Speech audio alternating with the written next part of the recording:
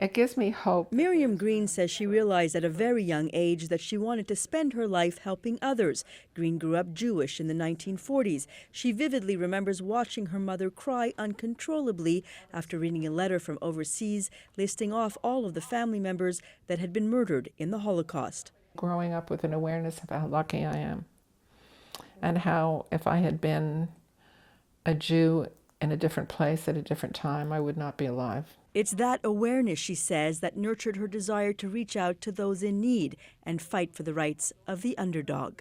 We have to find the money to hire people who are openly gay. In the 1970s, after living in San Francisco, she came back home determined to fight for gay rights. She's the first to admit it took guts, especially from a straight woman who had no ties to the community. It was difficult because there was a lot. They were very suspicious. I had to prove myself. Green started a support group helping educate people about homosexuality and helped develop educational programs in schools, even helping young gay men come out to their families. Which was the first organized effort to create services and a response to gay men and women and their particular needs. Green's list of accomplishments is long and impressive. She was the first female director of a regional social service agency. She fought hard for English rights at Alliance Quebec and spent years leading the fight against turning Benny Farm into condos, helping to create affordable housing there instead.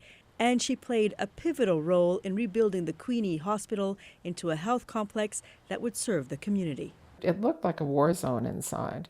They took out all the equipment, all the beds, wires hanging out of the walls, and we've turned it into what I guess you're familiar with, which is really, a major medical health center in the community. David Birnbaum has worked alongside Green for years. Green, he says, earned a reputation as a woman who would take on projects that everyone else was too scared to touch.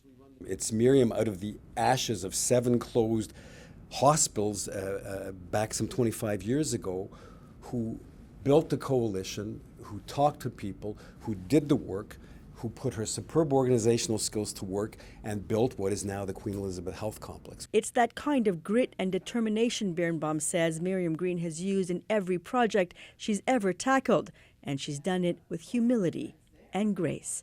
Paola, Global News, Montreal.